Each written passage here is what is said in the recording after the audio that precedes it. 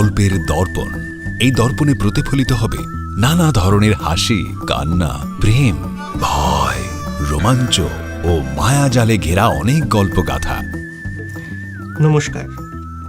জীবনে যখন যৌবন এসে পড়ে তখন এক আলাদা উন্মাদনা প্রস্তুত হয় আমাদের সকলের মনের মধ্যে।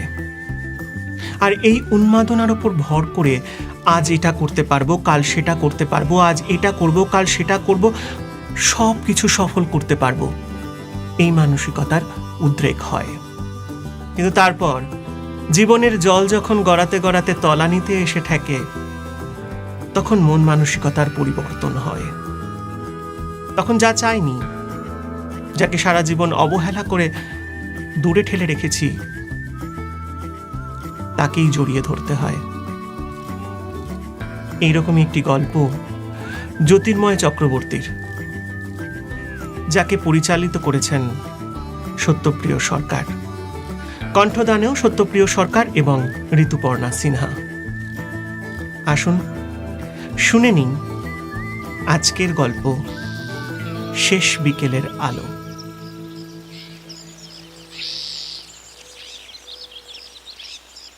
চলার পথে দিনে রাতে দেখা হবে সবার সাথে, তাদের আমি যাব, তারা আমায় যাবে।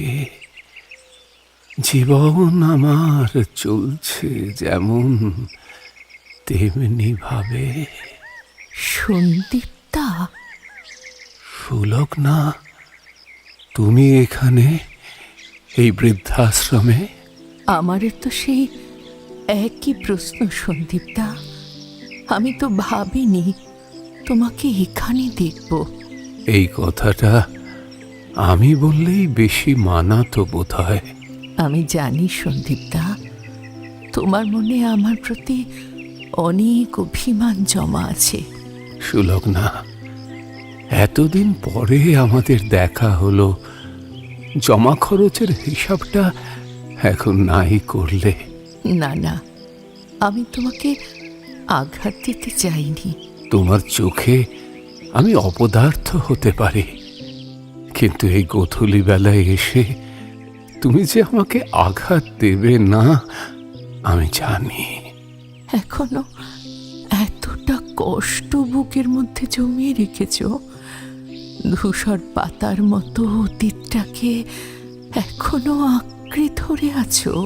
জীবনের বন্ধ পাতাগুলো খুলে দেখতে হলে অনেক ধুলো ছাড়তে হবে। সুলগ্না, এখন তো বর্তমানটাই ফিকে হয়ে আসছে। এখন থাক না ওসব কথা, আগে এটা বলো, তুমি এখানে আছো কবে থেকে? ওসব কথার উত্তর পরে দিচ্ছি। আগে চলো কোনো একটা জায়গায় বসি। অনেক দিন পর চেনা মানুষের সঙ্গে দেখা হলো, আগে একটু জমিয়ে গল্প করা যাক। চেনা মানুষ? সত্যি সত্যি কি চেনা? ভাবতে অসুবিধে কোথায়? তুমি কি আমার অচেনা? সন্দীপ্তা, চেনা মানুষ শব্দটায় সম্পর্কের গভীরতার খামতি থাকে। চেনা অচেনার গোলক ধাঁধায় তো গোটা জীবনটাই কেটে গেল। তাই এই পড়ন্ত বেলায় অন্য কিছু বলতে ভয় করে সুলগ্না। এসো এখানটায় বসে।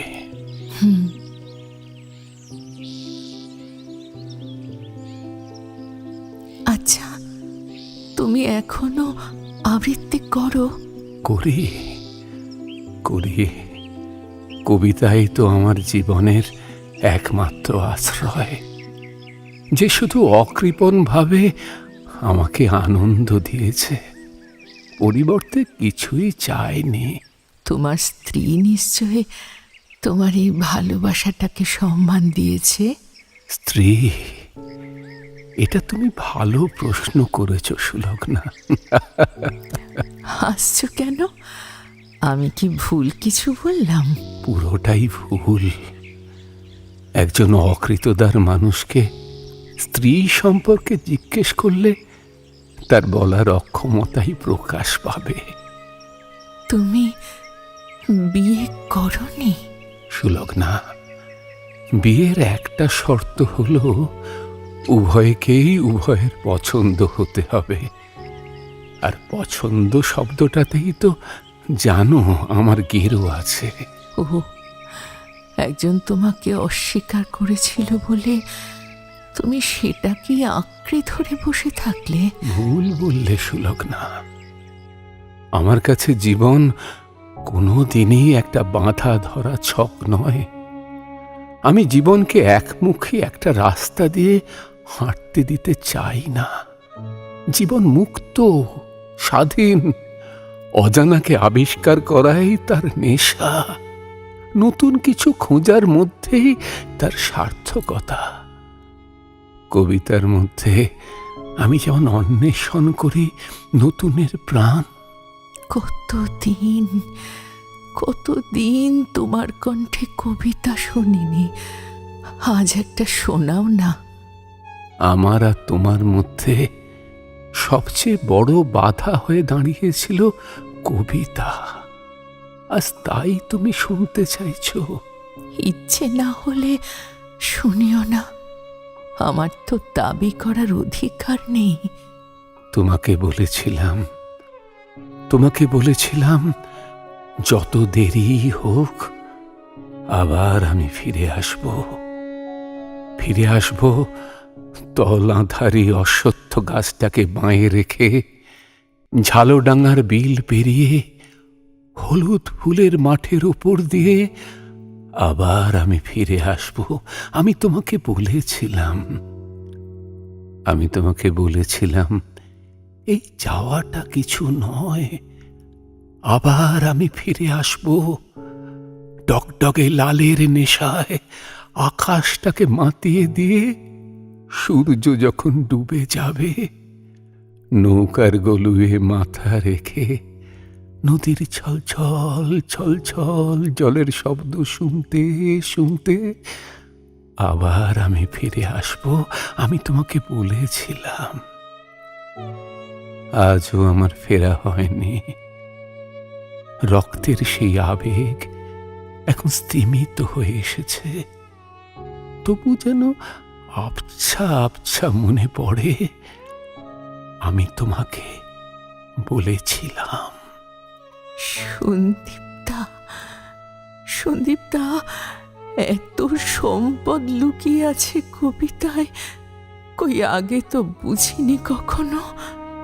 আজ বড় আফসোস হয়, কেন বুঝিনি? তাই যে জীবনটা অপূর্ণ থেকে গেল। সন্দীপদা, কে বলল তোমার জীবনটা অপূর্ণ? জীবনের বিভিন্ন বাঁকে যা কিছু তুমি গ্রহণ করেছ, প্রত্যেকটাই তোমার জীবনে অমূল্য। এই যেমন আজ তুমি কবিতাকে ভালোবাসলে। সেদিন তো ভালোবাসতে পারিনি সন্দীপদা, তাই তোমাকেও নিজের জীবন থেকে সরিয়ে দিয়েছিলাম। কারণ আমি মনে করেছিলাম তোমাকে গ্রহণ করতে হলে আমাকে কবিতাকেও গ্রহণ করতে হবে। কাউকে তো গ্রহণ করেছ, সেটাও তো পাওয়া। ভুল, নিজের কাছেই নিজে হেরে গেছি আমি। ফিরে দেখার সময়টার দিকে তাকালে বড় অনুশোচনা হয় সন্দীপদা, বড় অনুশোচনা হয়।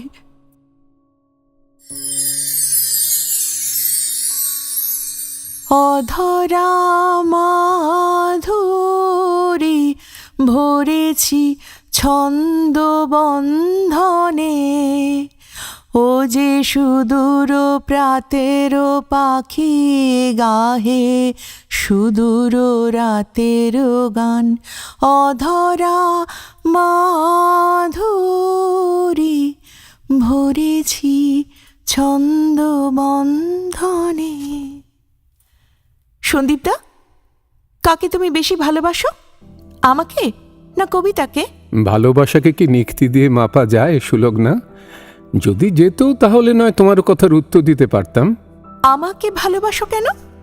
আমাকে দেখতে সুন্দর, আমাদের অনেক প্রাচুর্য আছে, তাই? একটাই মোমবাতি, তুমি তাকে কেন দুদিকে জ্বেলেছ? খুব অহংকারী হলে তবেই এমন কাণ্ড করা যায়। তুমি এত অহংকারী কেন? চোখে চোখ রাখতে গেলে অন্য দিকে থাকো, হাতে হাত রাখতে গেলে ঠেলে দাও, হাতের আমলকি মালা হঠাৎ টান মেরে তুমি ফেলে দাও, অথচ তারপরে এত শান্ত স্বরে কথা বলো যেন কিছুই হয়নি, যেন যা কিছু যেমন ছিল ঠিক তেমনই আছে। খুব অহংকারী হলে তবেই এমন কাণ্ড করা যায়। তোমার কবিতার ভাষা আমি বুঝি না, কিন্তু তা বলে তুমি আমাকে এতটা মূর্খ ভেবো না যে তোমার ইঙ্গিতটাও ধরতে পারবো না। তুমি আমাকে অহংকারী বলে বিদ্রূপ করছো। আমি জানি তো আমি অহংকারী। রূপ, যৌবন, আভিজাত্য, শিক্ষা, অর্থ কি নেই আমার? স্মৃতি। স্মৃতি? অথচ এমন কাণ্ড করবার এখনই কোনো দরকার ছিল না। অন্য কিছু না থাক, তোমার স্মৃতি ছিল। স্মৃতির ভিতরে ভুবন ভাসানো একটা নদী ছিল। তুমি নদীর ভিতরে ফের ডুবে গিয়ে কয়েকটা বছর অনায়াসে কাটাতে পারতে, কিন্তু কাটালে না। এখনই দপ করে তুমি জ্বলে উঠলে ব্লাউজের হলুদে। স্মৃতি নিয়ে ভাবে বোকারা, স্মৃতি আঁকড়ে পড়ে থাকে অপদার্থরা। তুমি একটা অপদার্থ। জীবনটা কাব্য নয় সন্দীপদা। জীবনে কিছু করার চেষ্টা করো। জীবনে সাকসেসটাই শেষ কথা। শুকনো ভালোবাসায় কিছু হয় না। তোমাকে ভালোবেসে আমি ভুল করেছি। ভেবেছিলাম আমার সঙ্গে থাকলে তুমি জীবনের মানে খুঁজে পাবে, বাট আই ওয়াজ রং। খুব অহংকারী হলে তবেই এমন কাণ্ড করা যায়। তুমি এত অহংকারী কেন? একটাই মোমবাতি, তবু অহংকারে তুমি দুদিকে জ্বেলেছ। চুপ করো। তোমার কাব্যি করে কথা আমার আর শুনতে ভালো লাগছে না। তোমাকে স্পষ্ট করে একটা কথা জানিয়ে দিতে চাই, আমাকে পেতে গেলে তোমাকে কবিতা ছাড়তে হবে, না হলে উত্তরটা কিন্তু আমার চাই। চললাম। আগুনের একেবারে মাঝখানে এসে দাঁড়ালে আর আগুন লাগে না। আগে পাশে পাশে থাকতুম, হাত পুড়ে যাবে, মুখ পুড়ে যাবে, বুক পুড়ে যাবে, সর্বদা ভয়ে ছিল। এখন এসে দাঁড়িয়েছি আগুনের একেবারে মাঝখানে। হাত পুড়ে যাচ্ছে, মুখ পুড়ে যাচ্ছে, বুক পুড়ে যাচ্ছে, এখন আর ভয় নেই। এখন ডানায় প্রত্যেক পালকে আগুন। কিন্তু দারুণ অবাক হয়ে দেখছি আমাকে পোড়াতে গিয়ে এই প্রথম আগুন নিজেও পুড়ছে।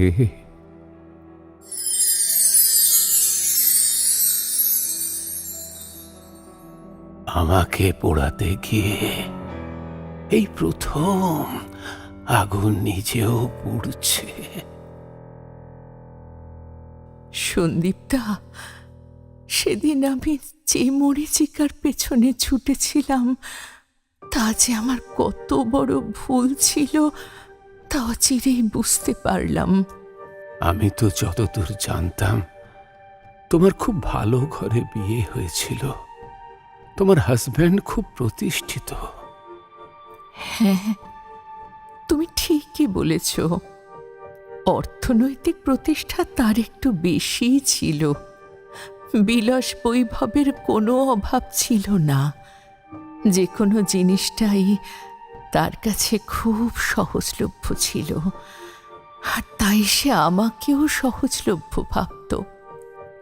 সম্পর্ক যখন অর্থের দাঁড়িপাল্লায় মাপা হয়, তখন সেই সম্পর্কে রেসপেক্ট থাকে না, ভালোবাসা থাকে না কোনো আত্মিক টান। কিন্তু তুমি তো নিজেই তাকে পছন্দ করেছিলে। হ্যাঁ, করেছিলাম। আসলে আমি যে তখন মোহগ্রস্ত ছিলাম, তাই হিরে আর কাঁচের পার্থক্যটা সেদিন করতে পারিনি, আর তার মাসুল দিতে হলো গোটা জীবন। তোমার সন্তান? এক ছেলে বিদেশে থাকে। যোগাযোগ নেই? তার বাবা যতদিন বেঁচে ছিল বাবার সঙ্গে যোগাযোগ রাখত। 2 বছর আগে আমার স্বামী। ও, তারপর? তারপর ছেলে আমাকে চাপ দিতে লাগলো বাড়িটা প্রমোটারকে বেচে দিয়ে তার কাছে গিয়ে থাকতে। গেলে না কেন? কি লাভ? যে স্বামী কোনোদিনও সম্মান দিল না, তার ছেলেও তো সম্মান দেবে না সন্দীপদা। বাকি জীবনটা ছেলে বউয়ের সংসারে আয়া হয়ে থাকতে ইচ্ছে করল না, তাই বাড়ি বেচে এখানে চলে এলাম। কিন্তু তোমাকে এখানে এই বৃদ্ধাশ্রমে দেখব ভাবিনি। জীবনের সব ভাবনাই কি মেলে? জীবন তো অ্যালজেব্রা নয় সুলগ্না। তা নয় ঠিক, আসলে এমন অভাবনীয়ভাবে তোমার সঙ্গে এত বছর পর আবার দেখা হয়ে যাবে। কতদিন পর মেঘ সরে গিয়ে আলো এসে পড়ে ঘরে। আচ্ছা, এই বৃদ্ধাশ্রমের সঙ্গে তোমার যোগাযোগ হলো কিভাবে? কতদিন পর মেঘ সরে গিয়ে আলো এসে পড়ে ঘরে। স্মৃতিগুলো যেন কথা বলে ওঠে, মুহূর্তেরা মনে পড়ে। এটা কিন্তু আমার প্রশ্নের উত্তর হলো না। হলো সুলগ্না। এই বৃদ্ধাশ্রমের সঙ্গে আমার যোগাযোগ আছে বলেই তো আবার আমাদের দেখা হলো। বলার অসুবিধা থাকলে দরকার নেই। না না, অসুবিধে কিছু নেই। আসলে জীবনকে আমি কোনোদিনই গুছিয়ে তুলতে পারিনি। একটা বাউন্ডুলে ছন্ন ছড়া জীবনকে বহন করতেই আমি অভ্যস্ত ছিলাম। একটা পত্রিকার অফিসে কাজ করতাম। বাবা মা মারা যাবার পর পৈতৃক বাড়িটাই ছিল আমার একমাত্র অবলম্বন। কিন্তু একা থাকতে থাকতে আমি হাঁপিয়ে উঠেছিলাম। আমার একাকিত্ব আমাকে রোজ তাড়িয়ে নিয়ে বেড়াতো। আমি পাগল হয়ে উঠছিলাম। তারপর একদিন সিদ্ধান্ত নিলাম বাড়িটা বিক্রি করে দেব। দিলাম, আর বিক্রির টাকা তুলে দিলাম একটি সমাজসেবী সংস্থাকে, যাতে এই আশ্রমটা গড়ে ওঠে। চেয়েছিলাম এই আশ্রমে আমার মতো যারা একা, তারা যেন সবাই মিলে একসঙ্গে বাঁচতে পারে। দুঃখ নয়, দীর্ঘ নিঃশ্বাস নয়, গোধূলি লগ্নের দিনগুলো কাটুক আনন্দে, একটা নতুন পরিবার গড়ে উঠুক। তাই তো এই আশ্রমের নাম দিয়েছি আনন্দ আশ্রম। সন্দীপদা, ভাঙা ঘরা খেলা চলেছে দুবেলা, তবু তো ভুলিনি তোমায়। গোধূলি বেলায় শেষ আলোটুকু চিরঋণী করে আমায়। সন্দীপদা, এই আনন্দ আশ্রমে আমাকে একটু আশ্রয় দেবে? তুমি তো আমার অধরা মাধুরী, সযত্নে আছো পাশে। যত দূরে যাও, যেভাবে তাকাও, মন শুধু ভালোবাসে। সন্দীপদা, অধরা মাধুরী, ভরেছি ছন্দ বন্ধনে। ও যে সুদূর প্রাতের পাখি, গাহে সুদূর রাতের গান। অধরা মাধুরী, ভরেছি ছন্দ বন্ধনে। সন্দীপদা, সুলগ্না।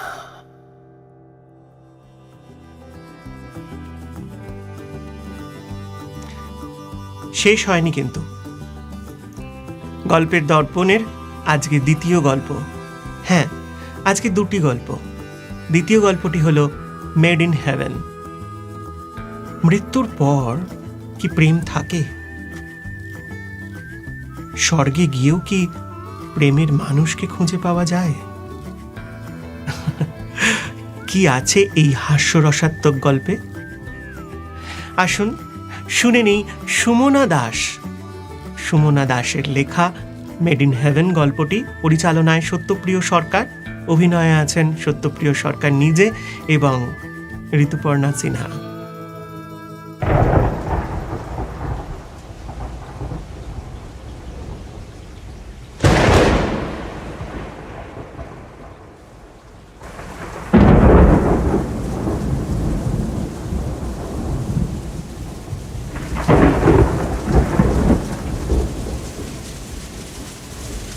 सावन का महीना पावन करे शोर, सावन का महीना पावन करे शोर, जियारा रे झूमे जैसे जैसे बलमानाचे मोर, सावन का महीना। যাক বাবা, অবশেষে একটা ঘর খালি পেয়েছি। কত রকম পাল্টিবাজি না খরচা করতে হলো কলকাতা শহরে একটা ঘরের জন্য। তবে যাই বলো মায়েরি, ঘরখানা কিন্তু এক ঘর। ওহ, খুব খিদে পেয়েছে। যাই এবার হাত মুখ ধুয়ে মাত্র রুটির দিয়ে তড়কা, পেটে গুঁজে ঘুমিয়ে পড়ো, পেট ভড়কা।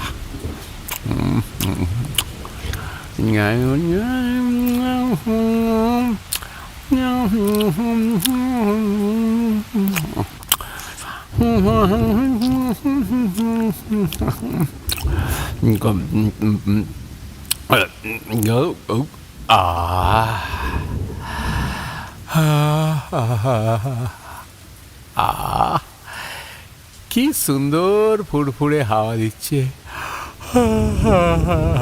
টান টান হয়ে শুয়ে পড়ি। চল छैया छैया छैया छैया, चल छैया छैया छैया छैया, चल छैया छैया छैया छैया, चल छैया छैया।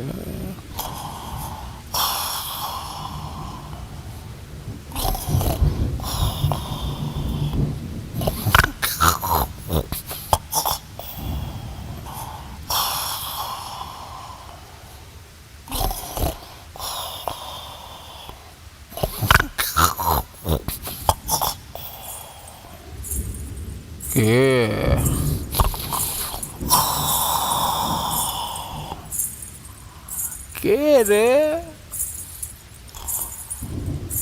কে বে রাতের বেলা নেত্য মারাচ্ছিস? একবার করে এগোচ্ছে, একবার করে পিছোচ্ছে। চোর? চোরদা কি নুপুর পায়ে আসবে? মনে হয় না। তাহলে কে?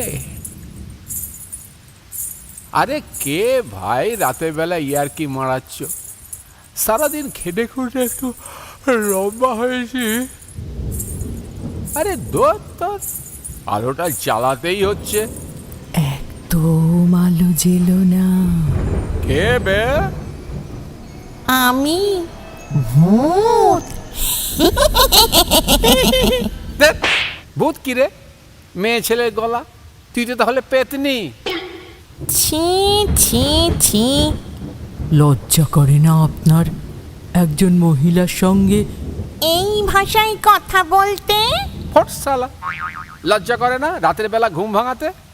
এই, আপনি কি বাইজি বাড়ির ভূত নাকি যে নুপুর পায়ে রাতের বেলা ছমছম ছমছম মারাচ্ছেন?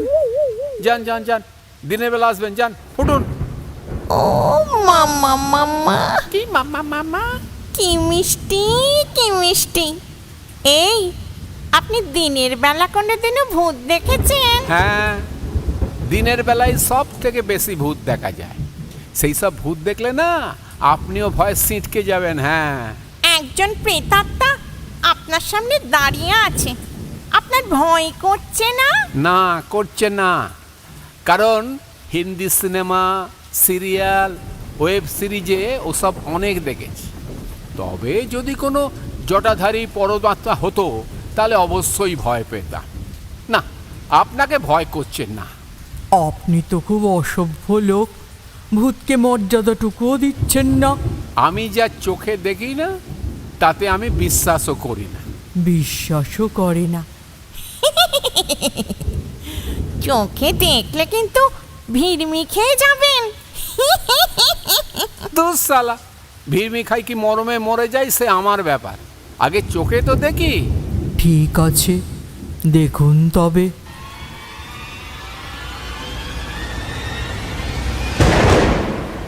আরে গুরু, উঠে বসতে হচ্ছে মায়েরি। পাছা পেরে শাড়ি পরে পেছন ফিরে দাঁড়িয়ে এই যে পুরো একেবারে ঝাক্কাস জিনিস। এবার এবার বদনটা দেখি। যা সালা, এ তো বদন দেখিয়ে কেলো করে দিল। কি ছিড়ি মায়েরি, বড় বড় দাঁত, চোখ ঠিকরে বেরোচ্ছে, কুলোর মতো কান। ধ্যাৎ সালা, মুখটাই যদি সুন্দর না হয় তাহলে তো। থাক থাক, আর বলতে হবে না। Loose character. লুজ টাইট যাই বলুন, আমার কিচ্ছু যায় আসে না। আচ্ছা আচ্ছা, আপনি কি ভূত হবার আগে মানে যখন বেঁচে ছিলেন তখনও এইরকমই ছিটকুটে মার্কা দেখতে ছিলেন? হ্যাঁ, কেন? বাঁচা গেছে, মরে গেছে। নাহলে আপনার যা ছিটকুটে ছিঁড়ি, আরও 10টা লোক আপনাকে দেখেই হার্ট ফেল করে মরে যেত। আপনি শুধু অসভ্যই নন, ভদ্রতার কিছুই শেখেননি দেখছি। একজন মহিলার সঙ্গে কিভাবে কথা বলতে হয় সেটাও আপনার জানা নেই। তবে আপনি যখন আমাকে দেখে ভয় পাচ্ছেনই না, তখন ভূতের রূপ ছেড়ে নিজের দেহই ধারণ করি। দেখি দেখি। আরে গুরু, আপনি তো হেভি দেখতে ছিলেন মায়েরি। তা টপকে গেলেন কি করে? সেসব অনেক কথা। আপনার মতো লোকের সঙ্গে বাজে কথা বলে সময় নষ্ট করতে চাই না। আসল কথাটা শুনে রাখুন, এই ঘরটা আমার। আমি এই ঘরে আজ বহু বছর ধরে রয়েছি, সুতরাং আপনার এখানে থাকা চলবে না। ব্যাস। চলবে না ব্যাস মামদোবাজি নাকি? থাকা হবে না বললেই হলো? কত পেঁচ পয়দা কষে এই ঘর বাগিয়েছি, কত ঘুষ দিতে হয়েছে কোনো আইডিয়া আছে আপনার? তাছাড়া আপনি তো ভূত থুড়ি পেতনি, আপনার আর ঘরের কি দরকার? এ ডাল ও ডালে ঝুলে পড়লেই তো হলো। দেখুন, আমার একটা প্রেতাজিক সম্মান আছে। কি আছে? প্রেতাজিক সম্মান। সেটা কি জিনিস? মানুষের যদি মনুষ্য সমাজে সামাজিক সম্মান থাকতে পারে, তবে ভূত পেতনিদের প্রেত জগতে প্রেতাজিক সম্মান থাকবে না কেন? এটা কিন্তু জব্বর দিয়েছেন মায়েরি, প্রেতাজিক সম্মান। আচ্ছা আচ্ছা, মরে যাওয়ার আগে আপনি কি টিচার ছিলেন? না, শুনুন, আমার একটা ডিগনিটি আছে।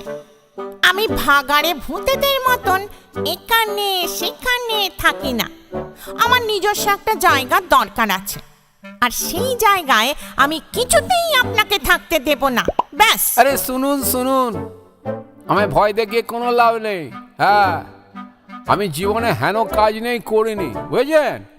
টিকিট ব্ল্যাক থেকে আরম্ভ করে রং বদলে ফেলা গিরগিরি নেতাদের সাউকারি সব করেছি।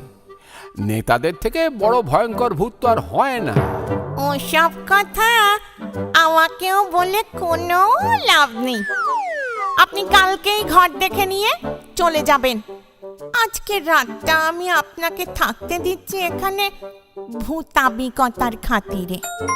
কিসের খাতিরে? ভূতাবিক না কি যেন বললেন? ভূতাবিকতা, মানুষের মানবিকতা আর আমাদের। কি সব ডায়লগ দিচ্ছেন মায়েরি?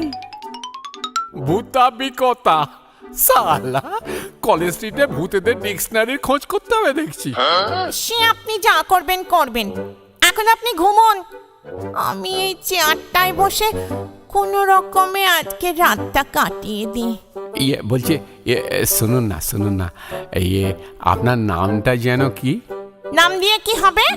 নাম বলবো, তারপর মোবাইল নম্বরটাও চাইবেন? যা সালা, এ তো গেঁড়ি গুলে দিল। ভূতেদেরও মোবাইল নম্বর হয় নাকি? হয় হয়। উফ, মানুষেরা এত কথাও বলতে পারে, সো টকেটিভ। না মানে বলছিলাম কি, আমি তো শুধু রাতে আসবো। আপনি থাকুন না সারাদিন নিজের মতো করে এই ঘরে, নো ডিস্টারবেন্স।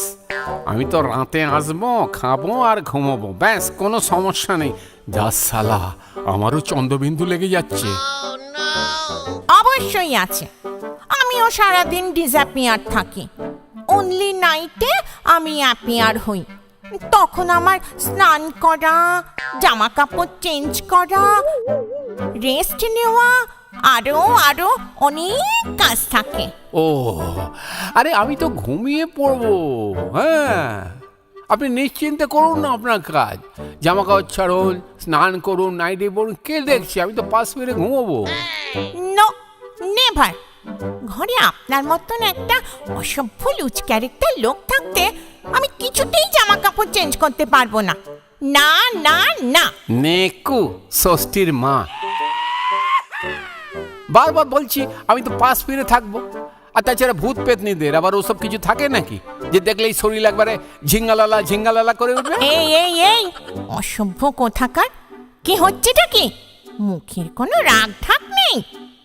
থাকে থাকে, সব থাকে। ভূত পেতনিদেরও সব থাকে, সে বুড়ি হোক কি ছুরি। দেখি কেমন থাকে। ওই তো হাড়ে হাড়ে ঠোকাটুকি, কঙ্কাল।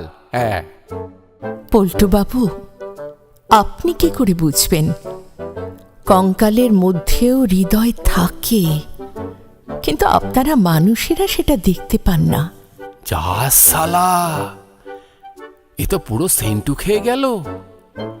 মোড়ে পেটনি হয়ে গেছে, তবু মেয়ে তো ফিগার নিয়ে কথা বললেই ব্যাস সেন্টু। দেখুন, মানুষকে বিশ্বাস করা যায় না। একা মেয়ে পেয়ে আপনি যদি আমাকে, ইস, না না না না না না, আপনার সঙ্গে এক ঘরে আমি সহবাস করতে পারবো না। সহবাস? লাউ ঠালা, ভূতের সঙ্গে সহ? ব্যাপারে জন্মে শুনিনি মায়েরি। আপনাকে স্পষ্ট করে জানিয়ে রাখছি, বিয়ের প্রস্তাব দিয়ে সহবাস করলে ভূত চতুর্দশীর 10 নম্বর ধারায় আপনাকে সশ্রম কারাদণ্ড ভোগ করতে হবে। ইয়ে ম্যাডাম, আপনার সঙ্গে না আমার ওই বাস করার কোনো মানে ইচ্ছে নেই, ঠিক আছে? আপনাকে পরিষ্কার জানিয়ে দিচ্ছি, এই ঘর আমি কোনো মতেই ছাড়ছি না, ব্যাস। এই, আমি যদি আপনাকে অন্য একটা ভালো ঘরের ব্যবস্থা করে দিই? সেখানে আপনি থাকুন। শুনুন, সামনের মাসে আমি বিয়ে করছি, তাই এত খুঁজে এই ঘরটা আমি বের করেছি। ওই যে জানলাটা দেখছে, ওইখানে দাঁড়িয়ে হাতে হাত রেখে আমি আর আমার নতুন বউ রাতের আকাশ দেখব আর গাইব, তুমি যে আমার ওগো, তুমি যে আমার ওগো তুমি। তাই আপনার এ ঘরে থাকা হবে না, ব্যাস। আপনাকেও জানিয়ে দিই, এই ঘরে বিগত কয়েক বছর ধরে আমি থাকি। আপনি সকালবেলায় এসে ঢুকে পড়লেই ঘরটা আপনার হয়ে যাবে, ভুলেও কখনো ভাববেন না। তাছাড়া আমি এক্ষুনি ঠিক করলাম, আমিও সামনের মাসেই বিয়ে করব। আর স্বামীর সঙ্গে ওই জানলা দিয়েই রাতের আকাশে উড়ন্ত মেঘের আড়ালে চাঁদ দেখব আর গাইব, বাঁশ বাগানের মাথার ওপর চাঁদ উঠেছে ওই। ভূতের বাপের বিয়ে শুনেছি, কিন্তু ভূতের বিয়ে বাপের জন্মেও শুনিনি। তো কি মেনু হবে বিয়েতে? হ্যাঁ, পচা বেড়ালের চচ্চড়ি, টিকটিকি রম্বল আর ইঁদুরের ডালনা নাকি? আপনার মতন অসভ্য নিকৃষ্টমনের ছোট লোককে কি করে শায়েস্তা করতে হয় খুব ভালো করে জানি। কি বললেন? আমি নিকৃষ্ট ছোট লোক? জানেন আমি কে? আপনি একটা জানোয়ার। এই, আমি আমি হেভি রেগে যাচ্ছি, কিন্তু আমার মটকা গরম হয়ে যাচ্ছে। কিন্তু আপনি আপনি একটা মানুষ। মানুষ? আমাকে মানুষ বলে খিস্তি করলেন? আমি কিন্তু এবার ও বাবা গো, বাঁচাও বাঁচাও, ব্রহ্মদৈত্য। কিরকম দিলাম? আমি পল্টু সর্দার। ট্রেনে কাটা পড়ে মোড়ে ভূত হয়ে এই ঘর কবজা করেছি। আমায় চোখ রাঙানো?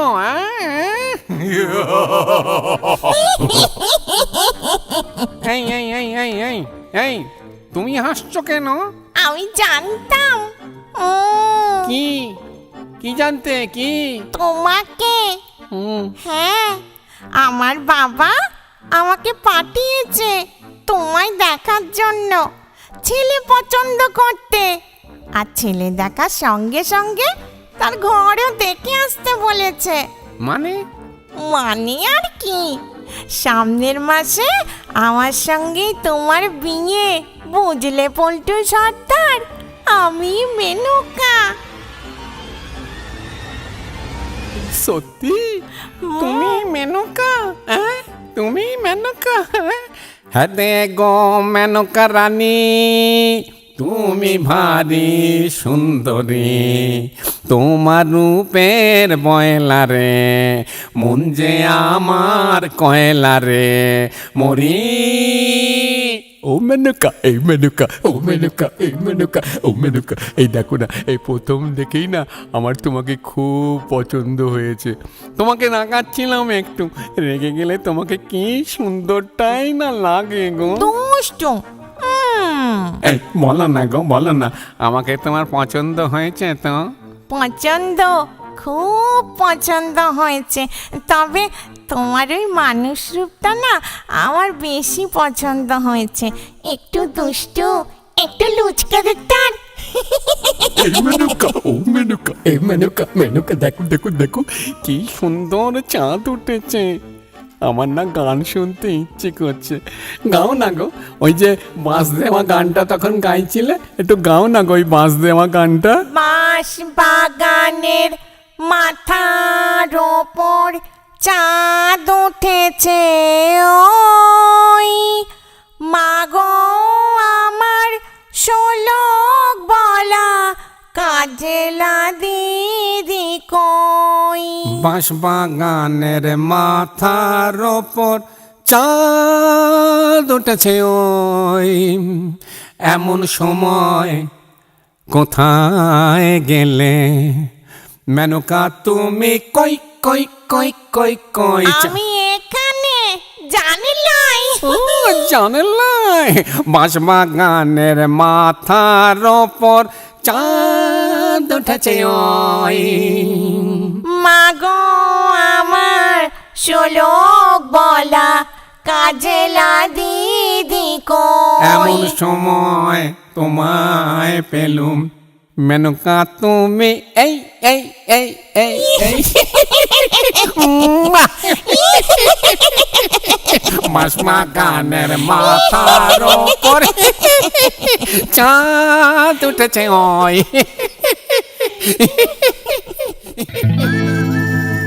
আজকের মতো গল্পের দর্পণের সময় শেষ। আগামী পর্বে নতুন গল্প নিয়ে হাজির হব আপনাদের সামনে শনিবার রাত 10টায়।